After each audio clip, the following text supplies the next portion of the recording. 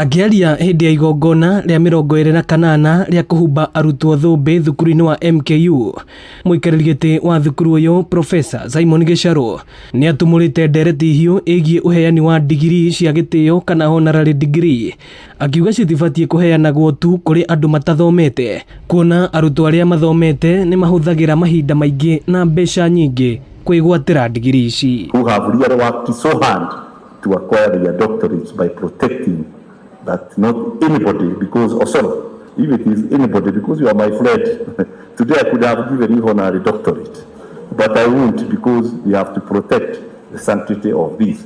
So as a country, let us not just be thinking about this, and I have been telling the Vice Chancellor, now stop, let's think about supporting our alumni, think about something else we can be able to do, so that we as a university support the sanctity of our PhD holders. Mwena-inĩ wao arutwo a college Thika nĩ morĩtie Ministry ya Gĩthomo gwĩcũrania igũrũ rĩgiĩ kũgathĩka kĩgĩna gĩa gũteithagĩrĩria ona arutwo aya harĩ mĩrĩhĩre ya bithi. Kwangu mimi ningependelea serikali pia kuangalia uhusiano na the colleges and the polytechnics, pia sisi tuweze kupatiwa incentives like the help. Mimi ningesema serikali ingililie, because most of the students when you college wanalemewa juu ya school fees, of which is just a few amount yenye inahitajika compared to university. Arutwo makiurio kuhĩmbĩria teknolojĩ ya kĩrĩu na nĩgetha gwĩthayaga wega nĩ ũndũ wa mawĩra marĩa marabatara technology. Technology